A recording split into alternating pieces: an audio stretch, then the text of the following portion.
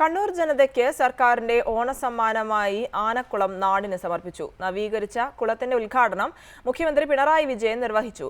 ചെളിയും പായലും നിറഞ്ഞ് ഉപയോഗശൂന്യമായ ആനക്കുളത്തിന് പി കെ ശ്രീമതി എംപിയുടെ ഇടപെടലിനെ തുടർന്നാണ് ശാപമോക്ഷം ലഭിച്ചത്. ഒരു കാലത്ത് കണ്ണൂർ നഗരത്തിലെ പ്രധാന ജലസ്രോതസ്സായിരുന്ന ആനക്കുളം പഴയ പ്രതാപത്തിലേക്ക് മടങ്ങിയെത്തിയിരിക്കുന്നു.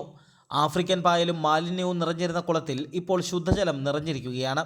സംസ്ഥാന സർക്കാരിന്റെ ഓപ്പറേഷൻ ആനന്ദ പദ്ധതിയിൽ ഉൾപ്പെടുത്തി 1 കോടി രൂപയോളം ചിലവഴിച്ചാണ് കുളം നവീകരിച്ചത്. 2.5 കോടി ലിറ്റർ ജലമാണ് കുളത്തിന്റെ സംഭരണശേഷി. 110 മീറ്റർ നീളവും 52 മീറ്റർ വീതിയും കുളത്തിനുണ്ട്. കഴിഞ്ഞ നവംബറിലാണ് നവീകരണ പ്രവർത്തനങ്ങൾ ആരംഭിച്ചത്.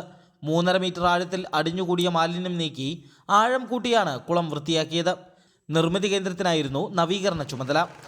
സംസ്ഥാനത്ത് മാലിന്യ നിക്ഷേപങ്ങളായി മാറിക്കൊണ്ടിരിക്കുന്ന പുഴകളും കുളങ്ങളും ശുദ്ധജല സ്രോതസ്സുകളാക്കി മാറ്റിയെടുക്കുമെന്ന് ആനക്കുളം നാടിന് സമർപ്പിച്ചുകൊണ്ട് മുഖ്യമന്ത്രി പിണറായി വിജയൻ പറഞ്ഞു. നാടാകെ വൃത്തിയിലും വെടിപ്പിലും നിലനിർത്തൽ, ഇതിന്റെ ഭാഗമായിട്ടാണ് ശുദ്ധമായ കുടിവെള്ളം നമുക്ക് ലഭിക്കുക. അപ്പൊ നമുക്ക് പഴയ വെള്ളം കുടിക്കുന്ന അവസ്ഥയിലേക്ക് മാറാൻ പറ്റും. ഈ കുപ്പിവെള്ളത്തെ ആശ്രയിക്കേണ്ടി വരില്ല. പദ്ധതിയുടെ അടുത്ത ഘട്ടമായി കുളത്തിൽ പാർക്ക് നിർമ്മിക്കാനുള്ള ആലോചനകൾ പുരോഗമിക്കുകയാണ്.